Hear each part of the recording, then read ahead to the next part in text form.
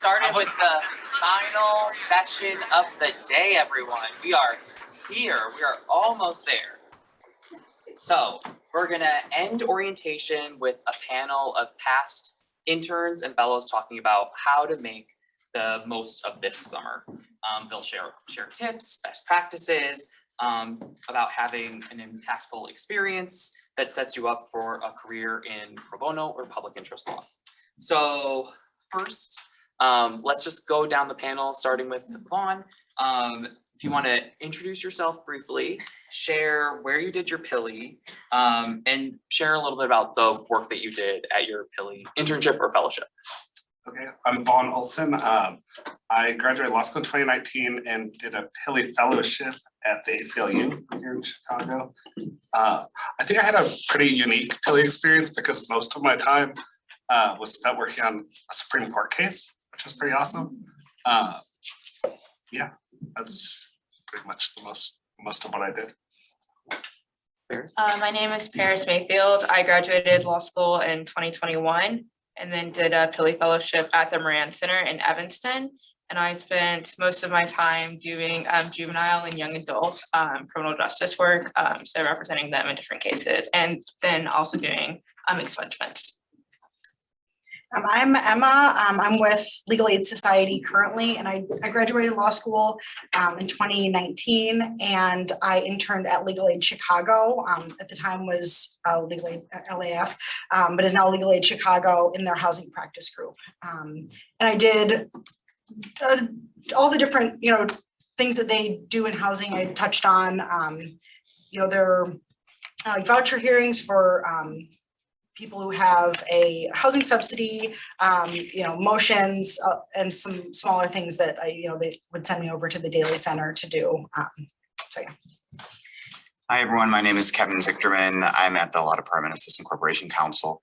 I graduated way back in 2013, and my PILI in 2012 was at CVLS, Chicago Volunteer Legal Services.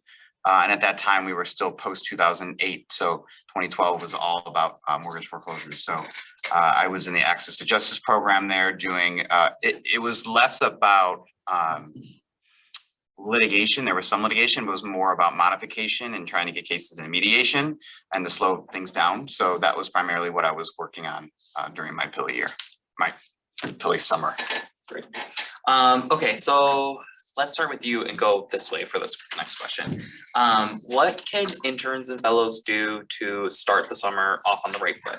How can you pick up on different cultures at agencies, get plugged into kind of what's going on at that agency, and anything that you did or wish you did to start off most effectively in your internship or fellowship? Sure, two things that jump out real quick, and I don't want to take the answers for the rest of the panel since I'm going first. Listening is huge, and I answer a lot of the questions actually on the sheet they gave me.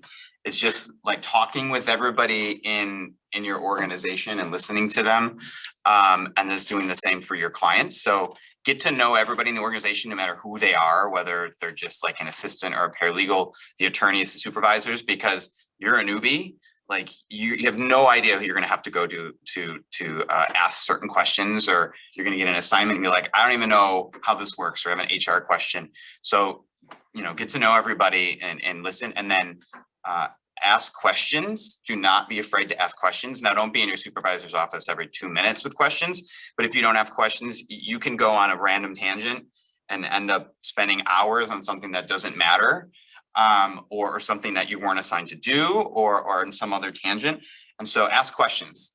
Again, you're probably new to the area that you're jumping into. Like me, I had no idea how mortgage foreclosures went. It's not like they have a special class for that. So I had to ask a lot of questions. And because I did that, I learned a lot, especially because they kind of just threw you in.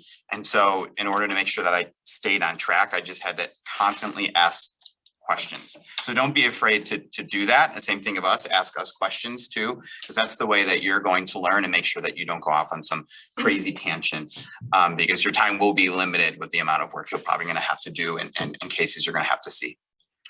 Emma?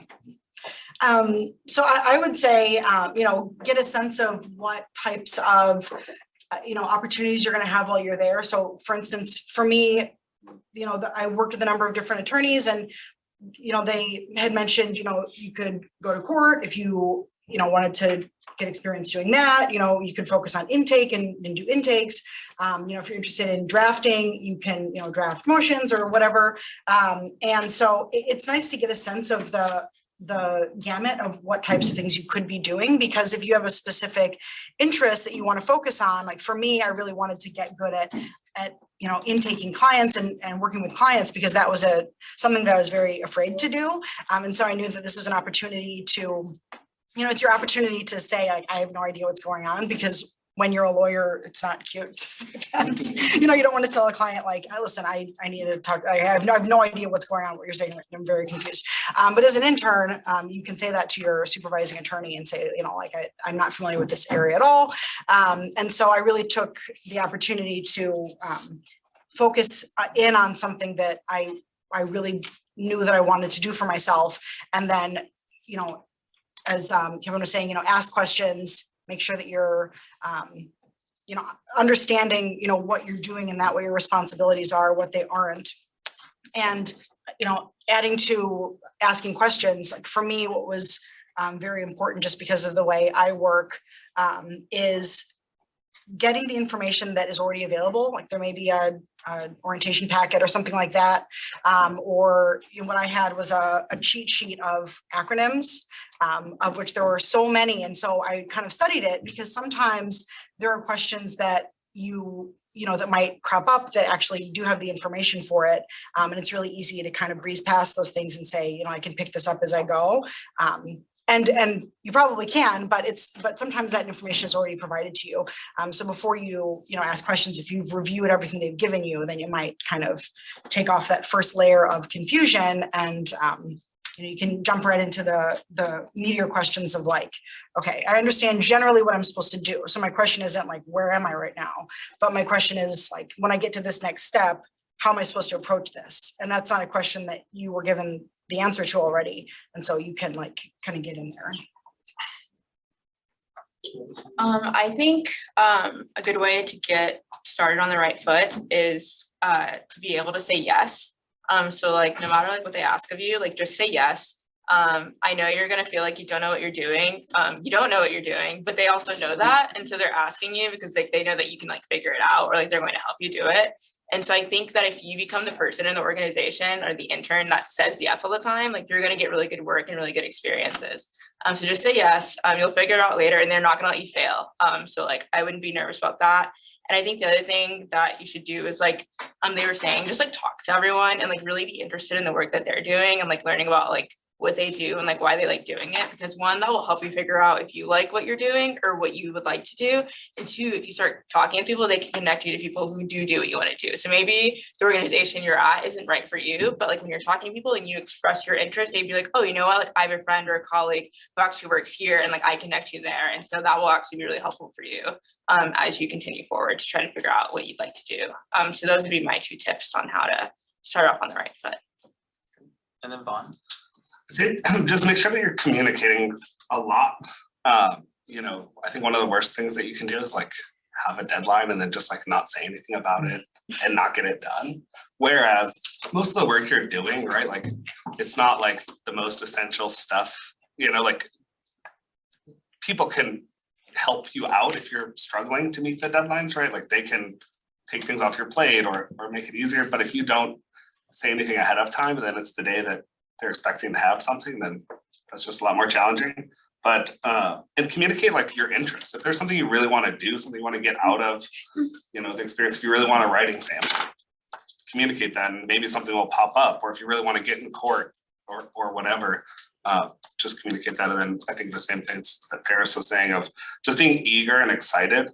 I think the people at these organizations are all, taking the time out of their days to help you have a great experience, and being excited, I think, is important. I often felt like me being there was like maybe creating more work for the people who actually work there, because I didn't know what I was doing. And so I think just having a good attitude and being excited about the opportunity can definitely go a long way.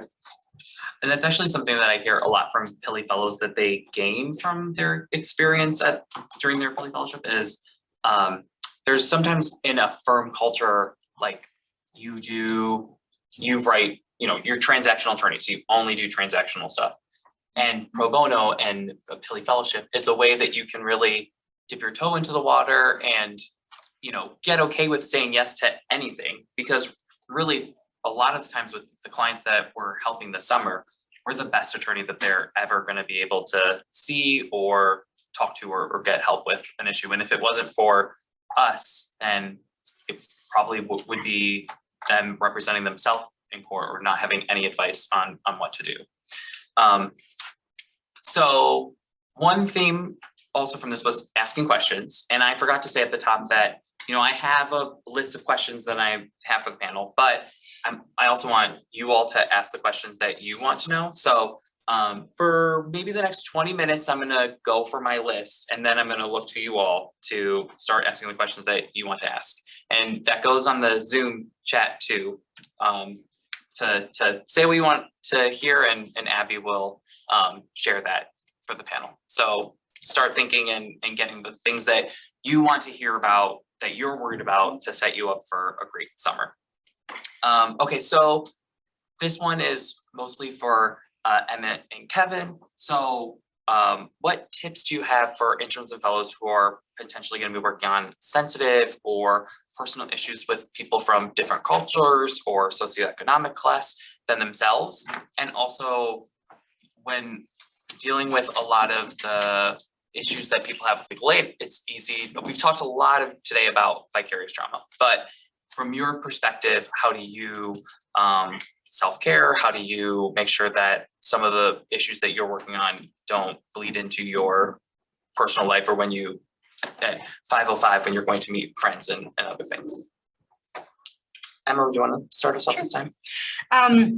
So I would say first, while it is a great opportunity to say yes to everything, if you become overloaded, don't keep that to yourself. Don't, accept every assignment that comes, even though you know that you have more on your plate than you can handle. Because if you're working with a number of different attorneys, I guess it would be kind of like, if you have a number of different professors, like, actually, I don't know if that's true, if they communicate about what they give you, but they might not, you might get a bunch of assignments that you haven't, someone doesn't necessarily realize that you already really overloaded with these other assignments, and now you've taken on too much. It's okay to be honest about the fact that, legal research is something that I really love, but it's challenging for me because I'm still learning. I'm very slow. Like, this memo is taking up a lot of my time, and I'm just letting you know that, I would really love to spend the appropriate amount of time on this motion, but if it's due next week, I don't know if I can meet that deadline. And they might say, well, a little, more than a week is fine, or whatever you can get done is good, and then just stop where you are and I'll finish it. But, being honest with yourself is going to make it so that, at the end of the day, you can say, okay, like I've completed the tasks that I had set for myself, and not, you're putting something on the back burner. And what Vaughn said is, it's like the day before, and it's, I thought I was going to have time for this, but I didn't, and like, it's not done. And so I think that's one thing that can help with that kind of stress level. Yeah, and there's something else that Like, what do you do to self-care, or how do you not take some of the stuff that you're working on home? Yeah, I think for me, at least in my experience, like I was hearing a lot of stories of trauma and experience that people were having that I was not personally familiar with in my life. And especially if you're talking to someone who, there's something happening in their life that is really extreme, that they could be crying, or they're telling you something that is like really shocking, like violence in their family, or, whatever the case may be. And it's okay for that to be very foreign to you. It's always good, you're always being very respectful of everyone you're working with, but, actively listening to what people are saying. And if it's something that you're not familiar with, it's okay to talk to someone about the experience you're having, like if there's trainings or educational resources about cultural competency that you can take advantage of. If that's not an area that you have a lot of experience in, that's something that you can do. it's okay to understand that you're at the beginning of it and you might not be familiar with it. And then with that knowledge, find a resource to kind of understand the gap and where you can get more information. I think that, most organizations have, people that you can talk to, like your supervising attorneys or whoever about, resources they might suggest to gain education in that area. I got a few important points that kind of hang off of what I just said. Boundaries are very important, and not just your PILI year, but as a law student, as a lawyer, as part of your career. So have boundaries for yourself. If you want to go out with your friends after work, try to stick with that if you make those plans, because it's very easy to get into, well, I need to get this done, I need to get that done, and before you know it, you haven't left any time for yourself. And law school kind of gives you this mentality that you should always be on the clock, you should always be working and things like that. Very easy to get burned out, and then you do the exact opposite, right? And so the law of diminishing returns kicks in, and then your work product goes downhill. So definitely, worry about those boundaries, think about those boundaries, and then give them to who you're working with, whether it's, your supervisor, because we're on the back end, right? The ones that have mentored and the ones that have supervised students and interns and other attorneys. We're trying to figure out what to give you and what you're comfortable with, what you're interested in, as well as figure out what you can manage. So if we give you a bunch of stuff and you just can't handle it, your work product's not gonna be that great. And then you kind of get to the point what I was saying, where it's like, then I feel like you just kind of created more work for the people that are there at the organization. And, nobody wants that, right? So let them know like what your limits are, but then also set those limits for yourself too. And that's just for your career in general. Again, it's going to sound cliche, but as far as if you're going to be, working with, any client, but as well as those clients that have had some very difficult things that they're going through, because that's what a lot of people come to lawyers for in the first place, right? Even if you're not in legal aid or some public service sort of position, again, listen. I remember being at the end of my PILI internship, and finally probably had the longest conversation I had with a certain client. And because I listened, I heard something that he said that ended up being an affirmative defense that we might not have known about before. And I brought up to my supervisor, and they're like, oh, that's what happened? Oh, we didn't know that. And that's not because, we didn't listen in the past. It's because, I worked at LAF too for a time. You're getting so many calls in, all of these people are coming in, everybody needs help. You get to deal with a fraction of them or help a fraction of them. So sometimes you kind of miss those details. So if you sit down and actually listen to them, you'll kind of get what they're saying. And even if you can't even help them, because I've been on both sides of that V, right? Defense, plaintiff, they'll still appreciate that you took the time to explain it to them. And being in very contentious sort of situations on both sides, it's really, really, really easy to calm the situation down and get people back on track by explaining things and listening, as opposed to being defensive or confrontational. And that takes a lot of practice, just in general.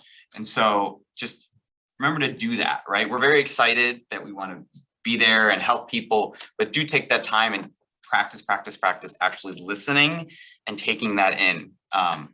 It's something I still have to work on to this day.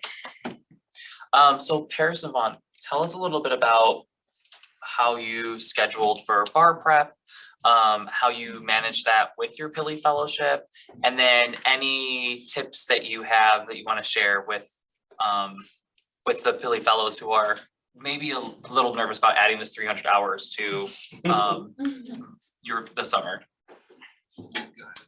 Okay, so my strategy, I think the first thing I should say is, in my experience and the people I know who did PILI fellowships, all of the placements are very understanding that you are studying for the bar. So while they expect you to do your work, they know that that's a priority, because you fail the bar, you can't be a lawyer, and you're not really much help to anyone. So don't ever feel like you have to make a trade-off between the bar and your fellowship, because they understand what the true priority is, at least for the first half of the summer.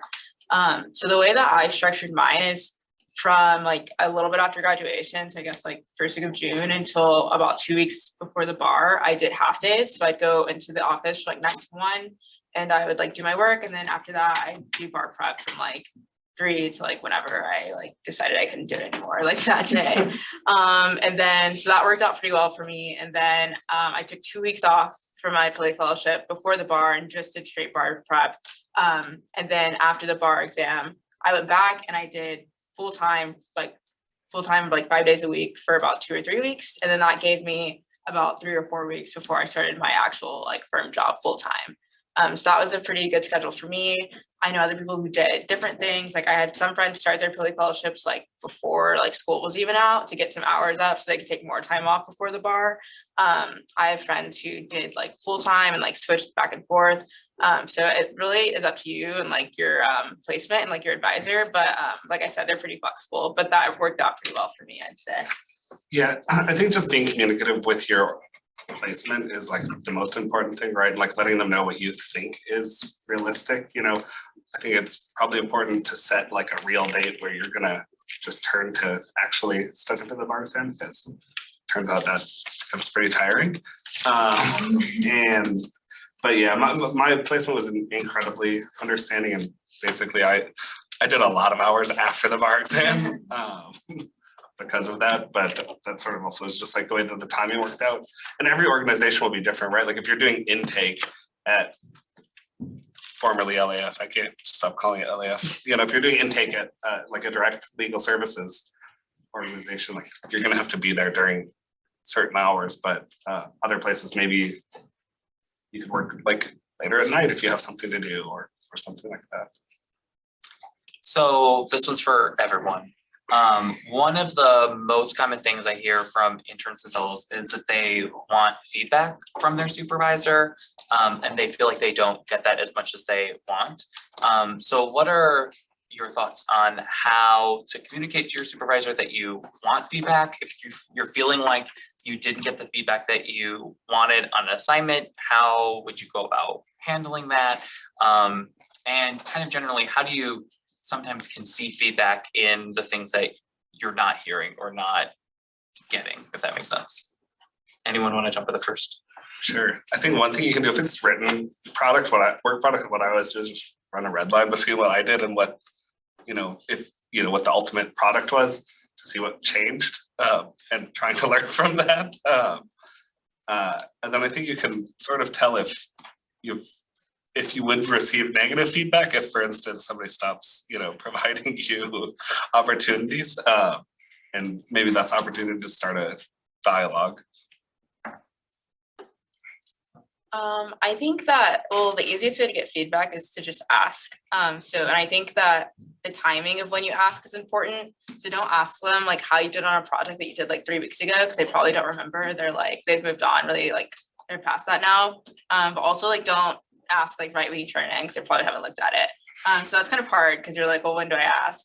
But I think like if you give it a couple of days after you turn it in, you're like, hey, did you have time to review that motion that I wrote? Or maybe like you were like in a client meeting and they let you run the meeting. Like after the meeting, you can be like, hey, like how did I do? Like did I ask the right questions? Like is there anything I could have done differently? But if you don't have those opportunities, I think that asking like your actual supervisor, so maybe not the team you're working with, but your supervisor in general. I don't know. Some placements do like mid-summer reviews, some don't. But if you do have that, that's also a really good opportunity to ask. But I also think that sometimes no news is good news. So like if you're doing all of your work and you're turning it on time, like no one's like raising any issues. And I also think it's like safe to say that you're doing a good job. You don't need to like fret that like you're messing up and like secretly everyone hates you because like no one's saying anything to you, because like that's definitely not true. It's just like everyone's really busy, but like people will raise an issue with you like if you did something wrong, because they also don't want you to keep making the same mistake, because that's not helpful for them either. So I think that if you don't hear anything, that you're probably doing fine as well. For me, you sometimes it's helpful. You may automatically have this, or you could request it, like a regular meeting with your supervisor, you know, weekly.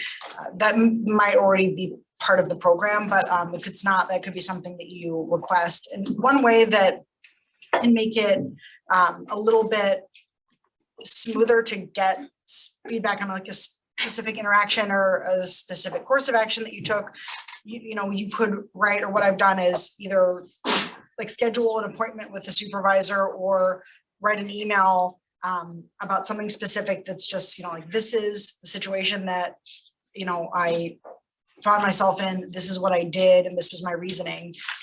Like, is this what you would have recommended, or is there a way that you would have done it differently? And that way you can kind of lay it out and just like shoot that email to them, and they can, see just like bullet points of kind of what happened, and they can respond about how they would go about it, which is, if it matches what you did, or if they say, no, the way you approached it was like perfect, then, that's feedback. Or if they say, okay, I wouldn't have done that. I wouldn't have seen it that way. And so it might have been a missed opportunity here.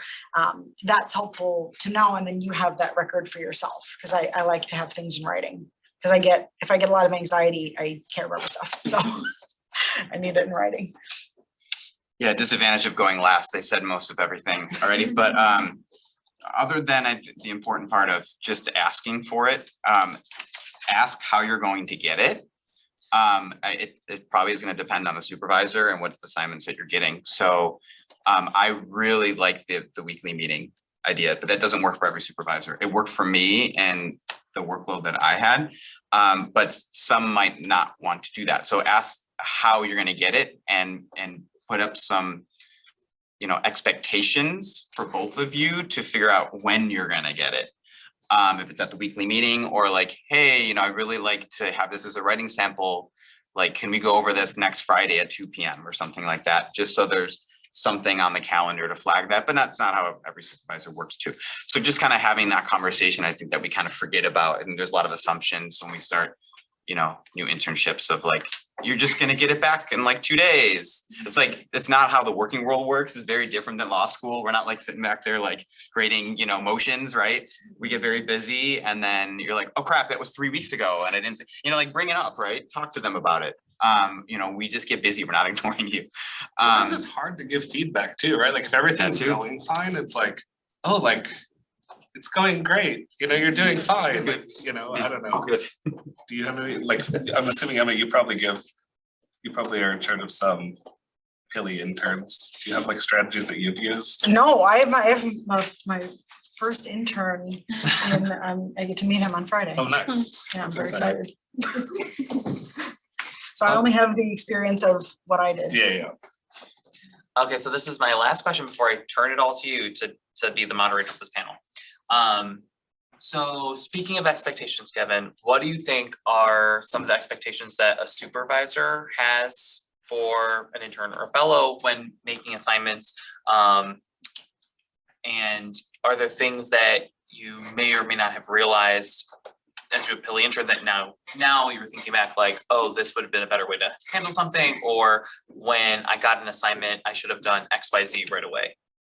Yeah, I think that kind of goes back to setting those expectations and like knowing what questions to ask. Because I felt there was a lot of times in the beginning of the internship where I kind of like went off and did something else, but there wasn't, because I didn't have the right conversation with my supervisor to be like, this is your role in this assignment. Like, just do this. We don't need the research, just draft the motion, or the other way around, right? Don't draft anything. I need to know the answer to this question. So having that sort of like expectation of what they want you to do, right? What's helpful for them.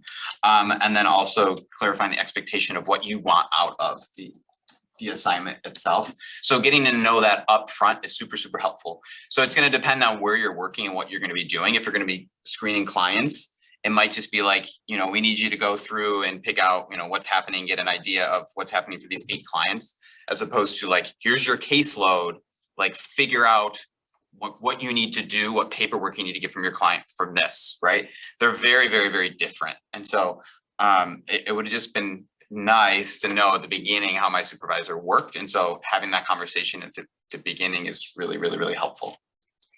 Other ideas on expectations those supervisor might have, or maybe even how to pick up on, because everyone's different. Every, supervisor has a different way of doing things. So how to kind of like pick up on that early on in a PILI internship or fellowship. Ask for examples, like the types of things that you're doing, like they've been done in that office before, for sure, probably by that person. So can you give a pretty good idea what they're looking for if it's what they did in a similar circumstance?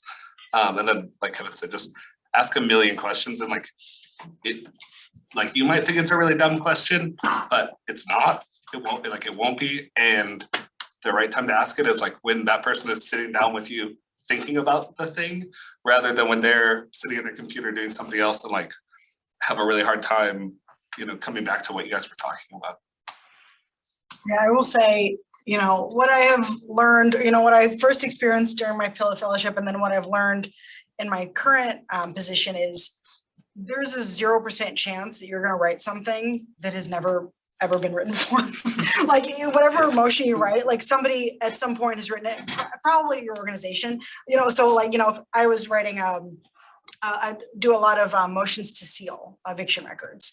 And the facts are going to be different, possibly, or they could be very similar to another case, but the law is hasn't changed. I've actually, well, now it has, like since I was at LAF, like eviction law has completely changed because of the pandemic. But you know, now it's probably stabilized, and so you know these motions have been written before, and you don't want to reinvent the wheel, because if you know your supervisor or the people in your practice group, whoever, if they've written many of these in the past, there's probably a pretty good framework for it, and there's just a high likelihood that you could end up spending a ton of time creating something that's like, this isn't even the right statute that you should be citing. And then, you know, you don't get that experience of doing it because you spent so much time writing something that, you know, ended up not being exactly what was needed when there was a ton of examples out there. So that's the first thing, like in my current job and when I was a fellow, as soon as I got either I would ask if there was like a specific case, because sometimes there's, even if it's a weird fact pattern, there might be a case that's like, okay, this is a crazy fact pattern. It reminds me of this case I had 3 years ago when the exact same crazy thing happened. And so like, this is how this is how you take out the you know, most pertinent facts. And this is how I applied the facts to the law. And like, you know, and then it's still challenging to like, take that and learn it and figure it out and put it together. So it's not like it's mindless work, but you are getting to familiarize yourself with how these things are written, how your supervisor likes it to be written specifically, which might be slightly different from how other attorneys do it. And then you don't waste your own time if you don't need to.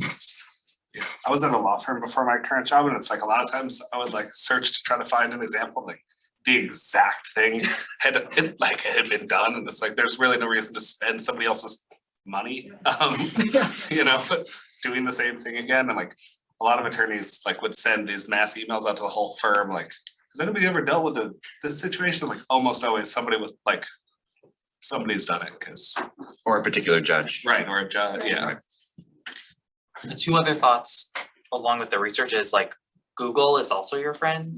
You'll learn a lot just by Googling and seeing other examples or ideas, or maybe there's something. And then another strategy I've seen is like talking back to the supervisor about what was assigned to you. So what you're asking me to do is X, Y, Z, and that can be helpful in like then the supervisor saying, no, like do X, but you don't have to do Y, and then Z is actually this. So kind of speaking that out sometimes like gets you both on the same page, especially when you're kind of trying to write down what the assignment is and think about what the assignment is. There sometimes can be a lost in translation that happens. Okay, so now it's your turn. Questions? Yes.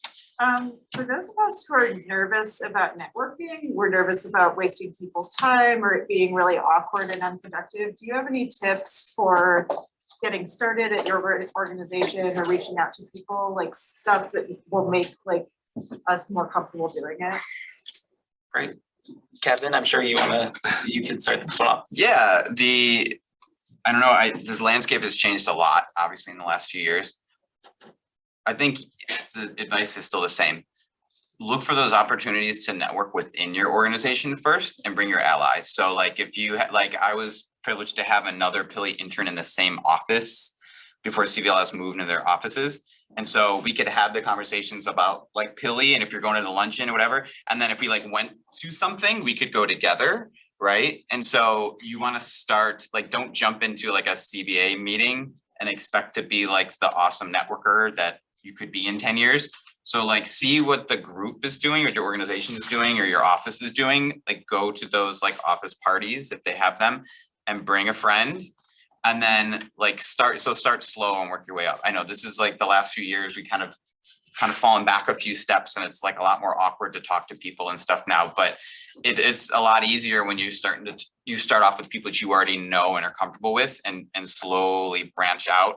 And then it'll get easier over time. And then maybe after your summer, you know, then you can start going to the bigger bar events and other things like that. But that would be my advice. Other thoughts about networking? And I think people are like generally pretty excited about when people reach out to them, at least like I am. And it's like been pretty disappointing the lack of people reaching out. Like I thought like, oh, for sure, like I'm gonna be so overwhelmed. People are gonna be like finding my email address, like sending me emails, and like it's happened like once. And like I'm sure that person like received my email back and was like, oh my God, like please calm down. Like really like This is an invitation. just wanted folks. coffee. Yeah, right. I mean, honestly, but like you are not wasting anybody's time and they'll be excited, especially the people at these organizations, like they've gone out of their way to be involved with working with you. Like they obviously care about, you know, teaching law students and stuff like that. So to the extent that that relieves some stress, I don't know, I don't have a lot of good actual strategies, but I would say in terms of being less nervous, have a reason for talking to them because that will make the conversation less awkward. So don't just like reach out to someone just because you reached out to them, right? So when you sit down for coffee or like your Zoom meeting or your phone call or whatever, they're gonna be like, so like, how can I help you? Or like, what do you want to know? So like, be prepared to like have questions or like have like things that you want to know about or like guidance that you're seeking. Because then that will make the conversation less awkward, becoming prepared rather than just being like, oh, well, I reached out to this person, like now they know me, so it'll help me. Because like that's like what makes it awkward, I think. It's like when you reach out to someone purely because like you're expecting something out of it. So just like go in like really interested and like actually having questions, and they'll also want to get to know you too. Because like you said, I think lawyers in particular like really like talking about themselves and like sharing like what they do and their experience. Like once you like get them talking, like they won't stop. So like it won't be awkward after that. But I think that you'll feel more comfortable if you like know why you're talking to this person, like what you want to get out of it, like out of the conversation. I think that will help the nerves. I think sort of on that same thing, it's like there's a lot of ways that you can like have a good way to start talking to somebody. Like maybe you guys, you know, both play the trumpet or something, you know, like just something that comes up, like that can be a perfect way to like get started talking and make it really natural and like have an actual conversation rather than like what can sometimes feel like a weird interview where you're like sitting down, you're like having to ask this person all these like weird questions, like you don't even really want to know the answer to, you just want to like, get to know this person, but you feel obligated to be like, and so, you know, whatever. And I will add to what Para said. You know, there's nothing worse than needing some kind of reference or like needing something from somebody and you haven't talked to them in all 4 years. It's like, hey, how are you doing? I was just thinking about you. They respond and you're like, cool. So if you could sign this for me, you know, it's like, it is just super awkward to have that, but you have this golden opportunity now, especially if you want to be in legal aid or if you want to be in the area of the organization that you're at, you can make these connections and then continue to foster them. So, you know, this is your supervisor, you work with them in whatever capacity. And then for me, just keep that person in mind and follow up with them, you know, 6 months later. You know, I saw this article or this new statute, you know, I mean, like, is this kind of like a nerd probate thing, but like, you know, if you like, you know, I have like people that I've worked with where it's like, oh, I saw this new statute that I heard about that actually happened recently. And I was like, I just thought this would be interesting. Or this new resource that is an area that, you know, I touched on this during my,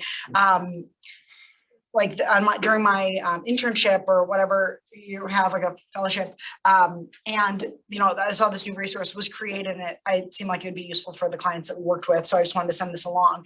And if you continue to have, I mean, this sounds very, I think it's fine. Like, I was just gonna say, like, I don't, it's, you know, you don't want it to have like basically cold email or cold call because you need something down the line. But if you foster the relationship, you can continue to have a relationship with that person.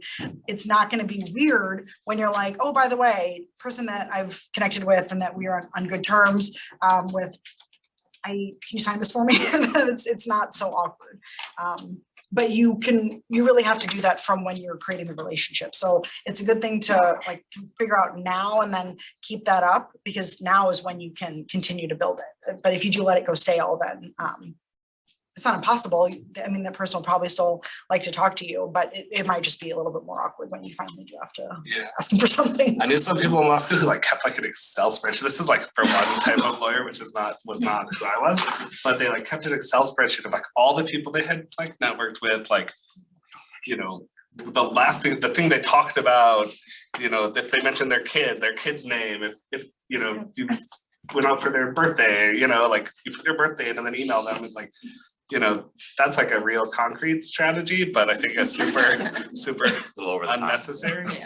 But I just also want to say, like, just follow up, like, don't, like, especially if you're doing a cold reaching out to somebody type of thing, there's like nothing weirder than like having one message with somebody or like going and getting one coffee and then like it's just like you don't like have any follow-up. Like, it's just, you don't really gain anything from that.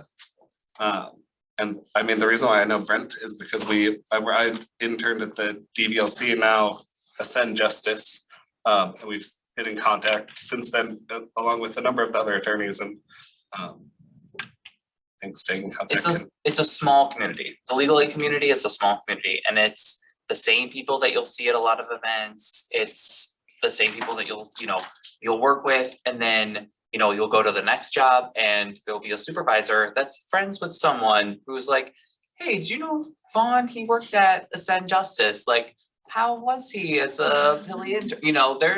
There's communication that happens that, might be the difference of you getting a job or not getting a job. So not that that's part of networking, but that also could be like, hey, will you put in a good word for me at the Ascend Justice job? Because you're good friends with this person. So yeah, I literally had that happen. Like this past week, I found out from the judge that I'm working for now that she received a phone call from the judge that I externed for, who had very favorable things to say. I'm like, oh, okay, like that worked out, because I had like gone back and got lunch a couple of times with him, and I'm like, oh. I got my PILI job because someone that I worked with at CVLS, who's my reference, told their boss, who's good friends with Michael, to put in a good word for me. And so unbeknownst to me, she told Michael, this person thinks Brent's great. I trust her with my life. You should, hire him. And here I am for you all today. Kevin, did you have another thing to plug? Yeah, I would say go to PILI events. But seriously, I mean, it's a close community, very small community. Go there, we're always there. I'm always there. Vaughn's probably gonna be there now too, trying to get those emails. Yeah. But no, seriously, go to them, because you all know each other and you'll be comfortable with that, and then you'll be able to branch out a little bit. So take advantage. And a lot of times they're free anyway for the interns and fellows, so take advantage of that. So like 5 o'clock today, make sure you're on the 7th floor. June 15th, make sure you're RSVP'd for the annual pro bono reception. We have a happy hour with First 10 on July 13th. Do you want to talk about what First 10 is? Yeah, COVID is really changed it, but it was this organization that was supporting attorneys in their first 10 years of practice, primarily those that are in public service. And so it was just like a loose group of attorneys that were just like putting on CLEs and speakers and doing service projects and happy hours and stuff like that. So we're trying to get that restarted. So please come in July and start to talk to some of these more experienced attorneys that could help do some of the things we were just talking about, like, get jobs and stuff. So we have a joint happy hour with First 10, July 13th. So meeting, legal aid attorneys in the first 10 years of their practice, I think. Although I think some of us are a little older than 10 now. It's like first 10 plus. First 10 plus. Yeah, we'll leave it at that. Okay, great question that got us talking for a long time, but other questions from folks? Yes, Lisa. What advice would you have for PILI interns who are working outside of the Chicago area as far as networking? Bar associations are not all, but most of the collar counties. So especially the smaller the county, the more likely there's gonna be a close-knit community.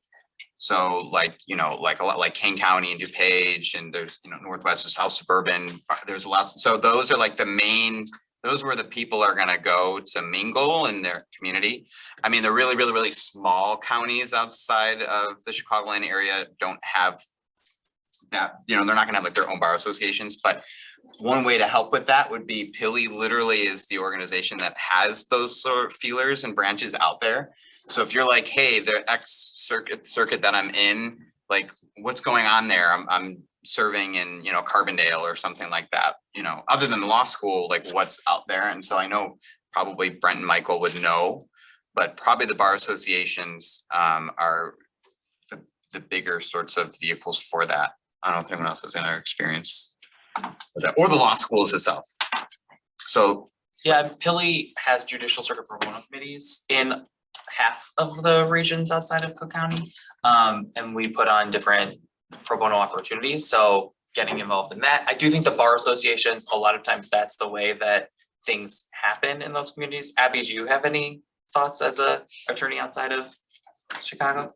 I think, it feels like bar associations since the pandemic have like fizzled a little bit, or maybe are of like a certain generation. But that's a generation that can open doors for you. So sometimes the way in is just to network with the people in the organization that you're at, and then meet the people that they go to the lunches that they invite you to, and stuff like that. That might be like your best in, because especially in the really small communities, there might not be a formal like bond meeting every month. There's an informal group of friends essentially that are working on similar projects together. But also like pro bono opportunities in that area, like maybe law students to be like an intake person, or as an attorney to volunteer, is also a great way to, you know, meet other volunteers and network with them. That's kind of doing something outside of just a reception where you're drinking and chatting. Sometimes that's a really fun experience and fun bonding experience with people as you're, you know, doing a will for someone for the first time as a intake volunteer, something like that. Yes. I have a very specific question for the bar prep. If you are like in communication with clients, but you're doing your hours for part of the day, would you like, if you got a client email, would you like reply to it, or did you try to set like expectations with your clients that you were available, or like CC someone, like how did you handle, yeah, if you were working with them? That's a good question, even for anyone, just like about boundaries. I mean, bar prep, but even like how often do people check their email at noon, waiting for their supervisor or something? But for the fellows first. I mean, I think there's a really different answer from what I would suggest you do and from what I probably would do. So I would suggest setting boundaries for sure, but I've always struggled with that and just like need to know when something is happening. But I think to the extent that you can just communicate with the people in your office and just like if there is somebody you could be CCing or just forwarding things to and just saying, hey, like, could you, you know, respond to this person? I think, you know, they're happy for your help, right? And if what comes along with that is them having to do the work they would have had to do if you weren't there, I think that most people would be pretty understanding. Yeah, I would agree that you should probably not check it. I also would caveat it that the odds of it being urgent are probably pretty slim. So in that sense that if they email you at 1 and you don't respond to them until like 9 in the morning, that probably like won't be a big deal. But I think it's up to you, right? Like if they're just asking like a question, like maybe you send them some paperwork and they're like, oh, like what does this mean? And you can like shoot it back in 5 minutes. Like I don't think you're like disrespecting yourself to, like to respond to their email if you like think you have the time. But I also don't think that you're doing anything wrong if you don't respond to them. And like you said, like also your supervisor should know, and the odds of you like communicating directly with clients without them knowing, especially if you're not barred yet, are probably slim. So like just like copy them on the email and be like, oh, like I can get back to you tomorrow, or I'm forwarding your question to my colleague who can like further assist you. I think those are like the best ways to handle honestly, it. maybe like your supervisor would even support you like putting an out of office message, like I'm, you know, not checking my email right now, but I'll respond by the morning, you know. I mean, if it's something like huge, I think that you shouldn't be like pulled away from your bar prep to deal with something. But for me, it's like the opportunity to click out of a barbering module like every 30 minutes, like is also valuable. And so, you know, to do that, just refresh my email, just like have a change of what I'm doing can help break up the monotony of Yeah. sitting in front of people on a screen teaching you about topics you never learned about. I don't think that there's an expectation from supervisors that you would be checking it outside of your work hours. I think that if you're expecting an emergency or something, you know, maybe you keep an eye on it for that day or something, but I think to keep a healthy boundary, that's okay to not, unless there's a conversation with your supervisor that you decide something different, but I will Um, also add, I never like added my like fellowship email to my phone. Cause like there was like nothing that like really required me to like do something that urgent. So that can be like one easy way to like set the boundary right there. It's like not sync it to your phone. So I don't know. but Kevin and I'm curious what your, I don't know, like boundaries you have with email, like how much do you check it, or as an intern, but also even as a legal aid attorney, as you know, some of us in the room might become. I think this is there's a good example of a question that you can kind of ask your colleagues, you know, your coworkers, and not like specific necessarily to the organization, but what industry practices. So I didn't really realize that the general industry practice for following up with somebody, say if you send them an email saying like, hey, can you know, what does your client think about this? Or like, do you want to meet at X date? Or like, hey, can we change this date for this, you know, negotiation, whatever. Generally it's 48 hours. So like 2 business days before you want to follow up. Something I just didn't really understand or know before I even graduated. And it's, I think, kind of that conversation you might want to have with your supervisor. Because like if you're doing a fellowship and you go to a firm, there might be like, you know, a culture that says you should respond within 24 hours. If it's Short. I think that's probably where this question comes from, is probably that culture that's, you know, Yeah. more like right. I'm like. 15 minutes, why didn't you answer me? Well, I mean, yeah, it depends on where you go from here, right? Because like you might be in a firm where you have 300 cases and you're like, it's, you know, you get 200 emails in the span of an hour. Like it's just not physically possible, right? So it just happens, right? It's not gonna happen in your internship year, but it does happen. And so you kind of have to figure out like how you want to deal with that, what your boundaries are. But it's those sorts of questions I didn't even know to ask until I graduated. And so it depends. So like Emma might say like, you know, if you're doing like in evictions, it might be really, really, really, really urgent and you might want to like double check it, but there might be that standard of like, yeah, you can give it a day, right? If you're messaging them at 9:30 p.m., it's unreasonable to respond that night, I think. But it really, lawyer answer, it depends. And I think that you'll find supervisors that have very different boundaries with that. Some of your supervisors might reply to you at 9 p.m. at night because that's when they do a last check of the email. Right. You will never get a reply from me at 9 o'clock at night because I am in bed starting to read, but like also because I have stopped looking at my phone, or else I'll start thinking about it at 10 o'clock. I'll wake up. Well, at 10 o'clock I'm sleeping, but like at 3 a.m. I'll wake up thinking about a PILI thing. So I think it all depends on you. But Emma, I'm curious what your thoughts are. Yeah, I mean, the best advice, okay, I got the two pieces of advice that I have used the most in my legal career. The first one is act normal. The number of times that I've gone in front of a judge and I'm like, so at first I did this, I had the misfortune of reading a transcript of one of my early, because the case had to get appealed. It was like it was like, and then like incoherent mumbling. This is what it was like, oh my God. So the first thing is act normal. That's the other thing. And then the other one that I got is, what was it? I think about it in my head all the time, but not these exact words, but it's along the lines of, you know, someone else's like bad timing is not your emergency. And that sounds really extreme. But the fact is, like, if you don't have time to respond to your emails and to pay attention to what you're getting, don't answer your emails. Because I have had times when I was on PTO and I just kind of, you know, I'm on my computer and, you know, most of my legal career at this point has been remote. Most of the vast majority of court dates that I've had were in Zoom court. And so I would just, you know, click into my email and I would see something and I'm like, this is something that I need to respond to because I'm freaked out about it. And truthfully speaking, So, I mean, so, okay, 3 pieces of legal advice. The other one that I also think about very often is basically, you know, if there's really nothing that can't be undone. There's a couple things that can't be undone, but the vast majority of things that are going to happen, missed deadlines or whatever, can be undone. You know, like if you miss, even if you miss an important court deadline, there's probably some way to go and it's gonna cost you time and effort. You're gonna have to file a motion to do something to get it back in front of the judge. You're gonna have to take steps that you wouldn't normally have to take to cover up your mistake, but nothing, there's very few things, like even within an eviction order, if an eviction order is entered against somebody, in most cases, or in many cases, you can have that vacated.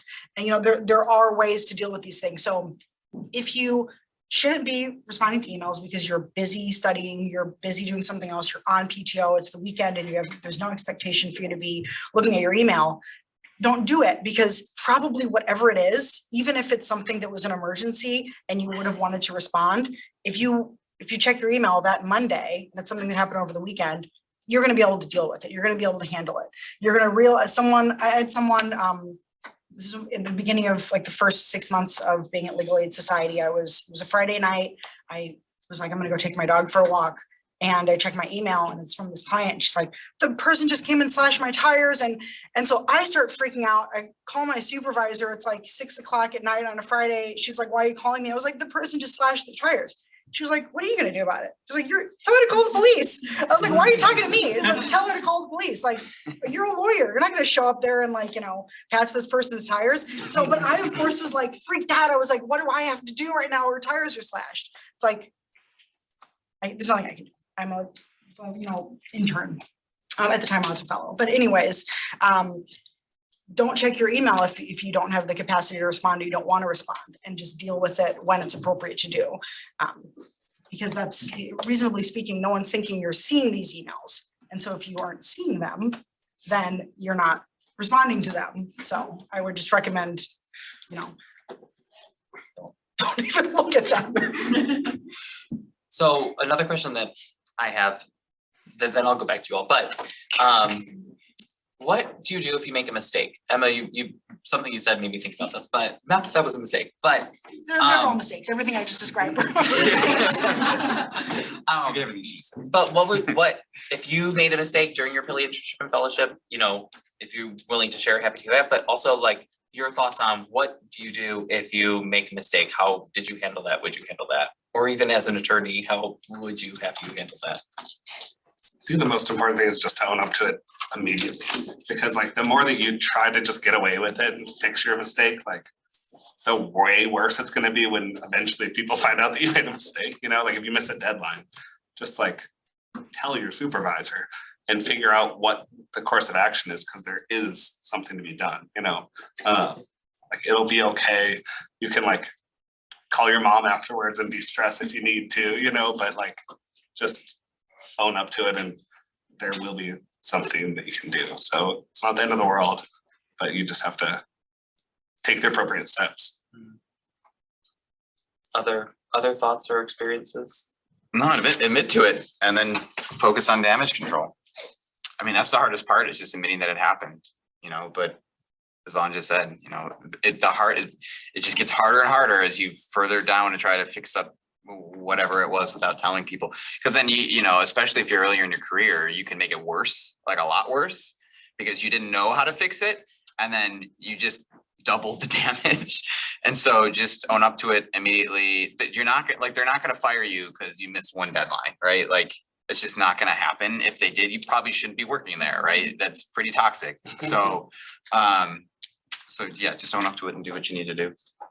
Yeah, for me, like you know, how I know that what I need to do is if I ever have the inkling that I want to hide something or I want to keep something from someone, that means I have to tell them and I have to let everybody know.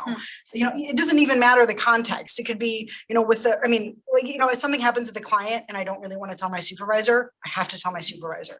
Something happened in court and I don't really want to tell the judge, I have to tell the judge. You know, like anytime that you get that feeling like I don't want to tell someone, I want to hide it, I want to cover it up. And you're gonna have it. Everyone here has had it at some point because you wish you didn't make the mistake. and you did. And so you kind of, your first inkling is like, well, what if I didn't, because no one finds out about it? Then you have to tell your supervisor, you have to tell whoever the person is. Because again, like, you know, if there is a mistake that was made and you know about it, and then you just kind of like let it go, it will, because of the, you know, career that we've all chosen, it will become bad. And a very simple mistake that no one really cared about, that everybody does, like, you know, everybody makes this mistake by, you know, writing this by accident or signing on the wrong line or whatever. It's like, it's not even a big deal. You know, your supervisor's probably made that mistake a million times, and you made it and you're panicked because, you know, you're new at this. I've had that experience, many of that experience. If you let it go, it will become a huge deal and a big problem. But if you just bring it up right as soon as it happened, it's like, oh, this is like the simplest mistake. Everybody does this. And it's like it never happened. Goes for case law too, bad case law. Just put it out there, tell the judge, put it in your memo, put it in that motion, get it out there. Don't hide it. It only gets worse down the road, especially in front of the judge. You don't want to upset them. And everyone forgets a mistake that you owned up to. You probably will be more memorable if you lied about it or hid it. Then you'll be the one who tried to cover things up. Okay, one or two more questions. Yes. For thinking about the transition from like our law school world to the legal profession world this summer, are there any things that you all encountered, or maybe things you were used to in law school that just don't really translate to the professional world, or any tips that you have for that? Nothing in law school translates to that's why it's a scam. But, I would PILI does say- not endorse. No, I'm sorry. I would say being professional is kind of hard, I think. I think that's a really big transition. And I think that having your own caseload or like your own work to do on deadlines is a bit different, because in law school, like you only have one exam generally. So like you have all semester to kind of like do what you need to do. So like maybe the first 2 months you don't do anything, and then like you like catch up on your outlines or whatever. But you can't really do that when you're working. So I think that can be a difficult adjustment.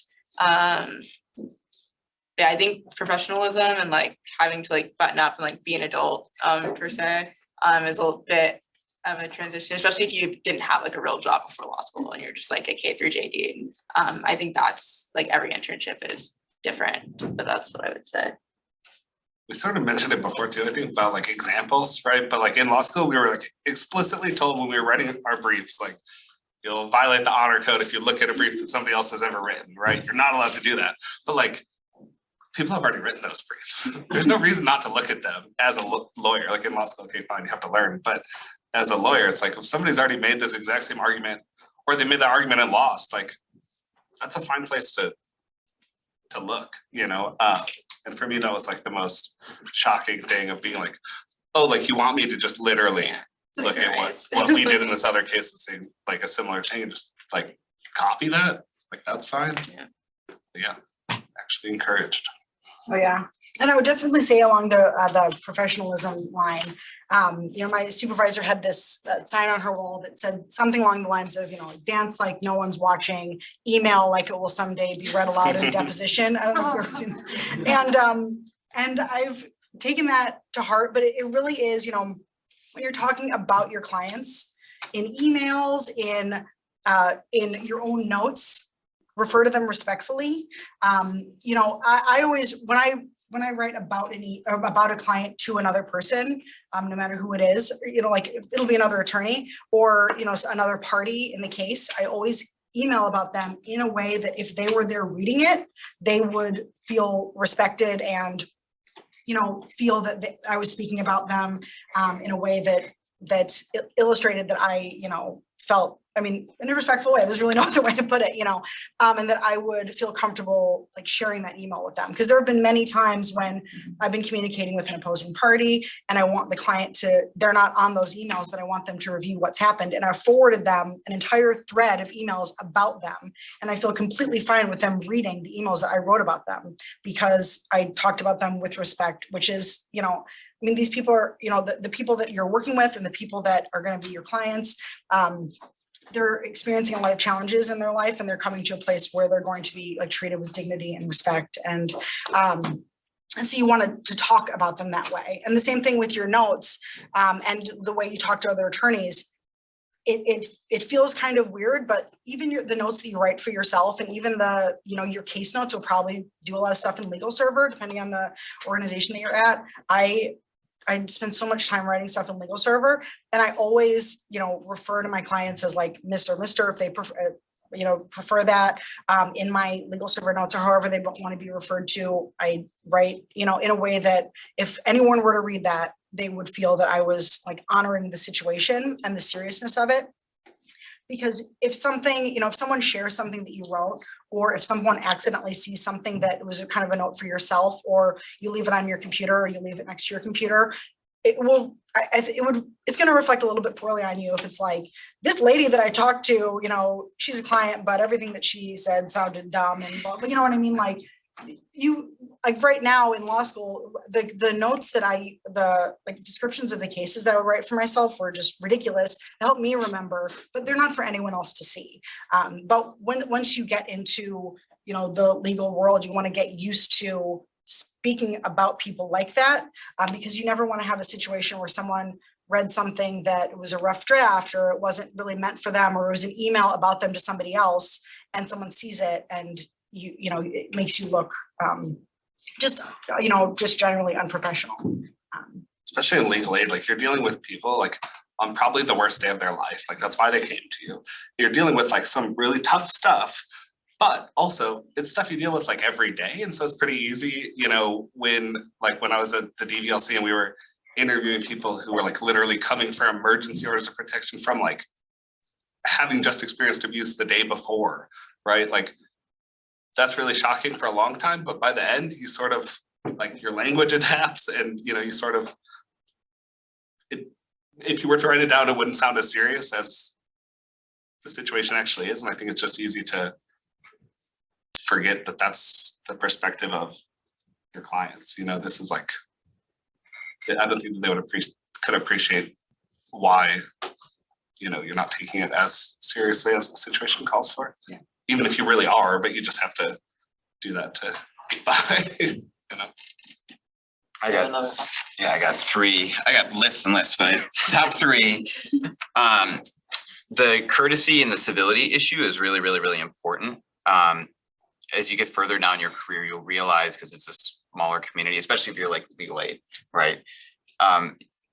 Be careful what you say to your clients and other attorneys, because one day you mouthed off to some other attorney because you were upset, and then they're the judge next month, right? Because they got appointed or elected, right? Or right, you had a really bad going in with a client, before you know it, they're a client for the other side or something like that, right?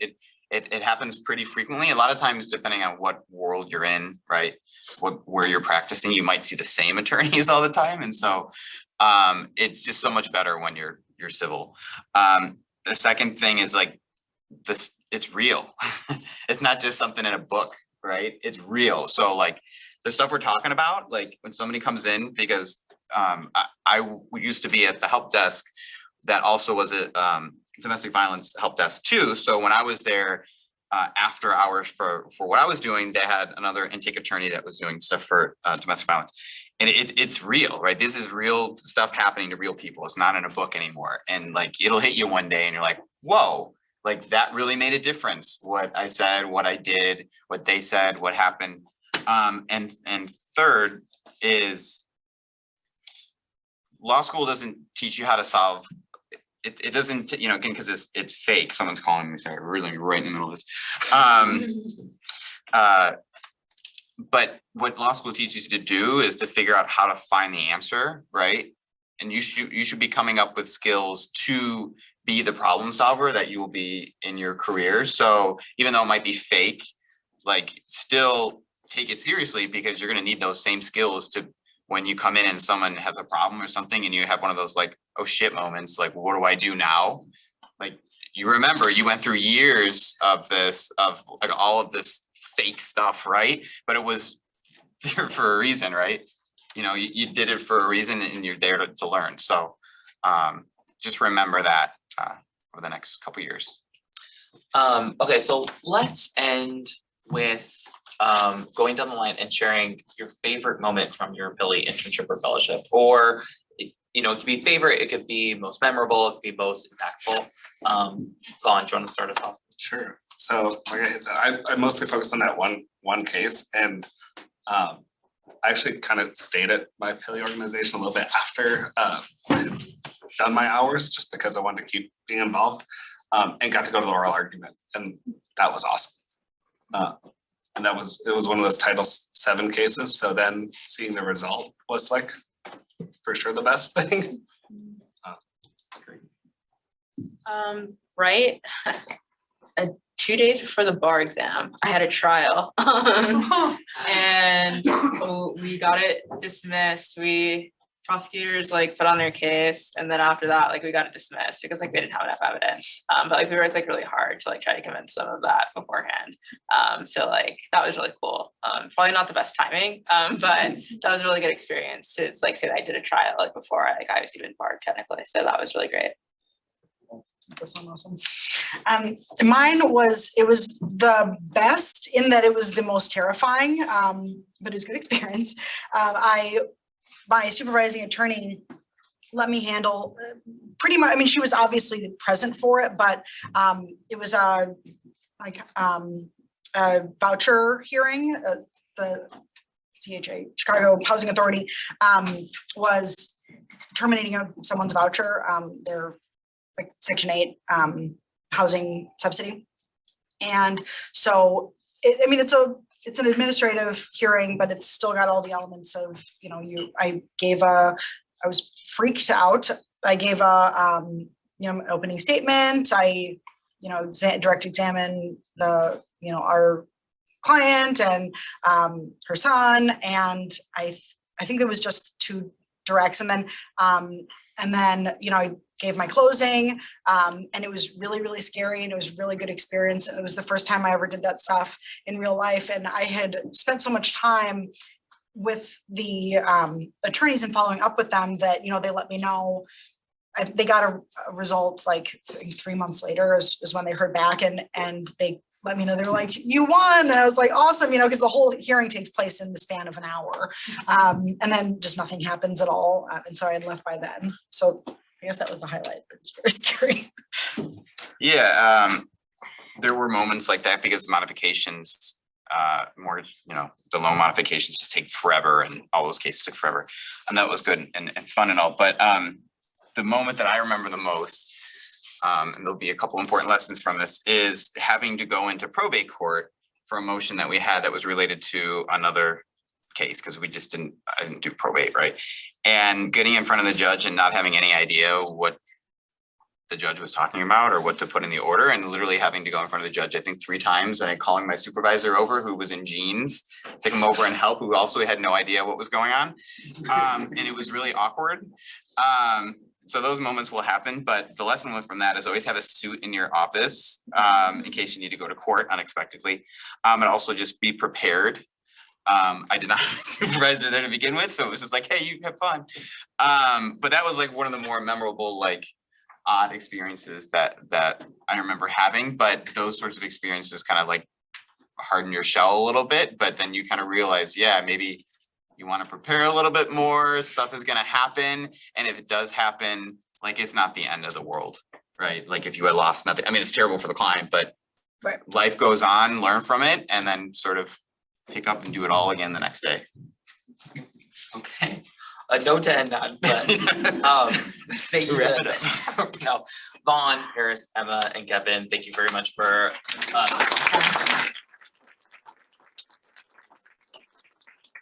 so a couple more housing notes, and then we'll close off. So in your packets, you all have an evaluation, an orange form. There's also a link being sent for those on Zoom. We do appreciate your feedback to help us know what to do, changes for next year, differences in panels, thoughts on different things. So please fill that out, and we'll collect it on the way out. There's already a spot outside where people have been leaving them. In your packet also is a form about spotlights. So PILI loves to spotlight our interns and fellows each week. And some of you have already started this and you are my favorites already. So it's very quick and easy to tell us a little bit about what you're doing, what motivates you to do your PILI internship or fellowship, or something memorable or impactful so far about your internship or fellowship, and add a picture of yourself, and we will post it on social media. It's a great way to share about yourself, about the agency and the work that you're doing, and celebrate you all as interns and fellows this summer. So there's a QR code in the packet that you can scan and fill out that form really quickly. Then I hope you will join us at just come up to the 7th floor now, for those in person, to enjoy a reception. Hopefully a lot of your advisors will be there for you to meet for the first time. If you haven't talked to your advisor and they're not here today, I encourage you to reach out tomorrow and to reply to your email for those who did the PILI advising program, and introduce yourselves and start planning when you'll meet. Next week, Wednesday, we will kick off our educational seminars with a view from the bench. We have an appellate justice, a federal judge, and a Cook County judge, one that Vaughn has been in front of, I'm sure, talking about their view on access to justice and tips that they have that they see from attorneys on what to do, what not to do. I'm sure they have lots of thoughts. And we will have food. It will not be boxed lunches. So hope you will join us in person for that, or over Zoom for that session, and then 10 weeks of programming.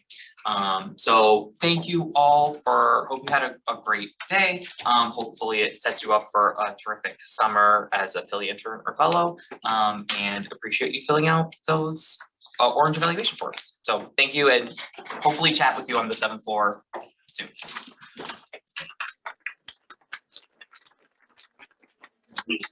I know. Good stuff.